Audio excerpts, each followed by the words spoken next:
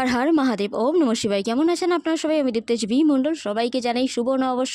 এই বছর সবার ভালো কাটুক। বৈশাখ মাস যাদের জন্ম মাস তাদেরকে অনেক অনেক অনেক শুভেচ্ছা জন্মদিনের। সত্যি সত্যি সত্যি বছরটা কেমন যাবে আমি আগেই বলে দিয়েছি। এবার মাসটা কেমন যেতে চলেছে, বিশেষ করে এই বৈশাখ মাস, তার জন্য আসুন দৈবিক যে শক্তি, যে বার্তা, সেই বার্তাটা কি?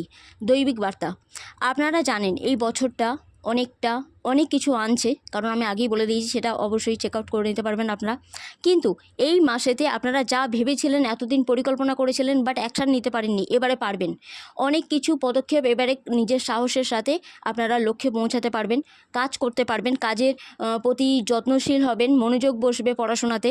তার থেকেও বড় কথা হচ্ছে লাভ লাইফে বা ম্যারেজ লাইফে যদি কোনো কিছু আনবন হয়ে থাকে, তাহলে সেখানে একটু মধুর সম্পর্ক আনার জন্য অবশ্যই রাধাকৃষ্ণ মন্দিরেতে গিয়ে একটা হানি শিশি অবশ্যই চড়িয়ে আসবেন, অর্পণ করে আসবেন, কিংবা শিবলিঙ্গেতে অর্পণ করে আসবেন।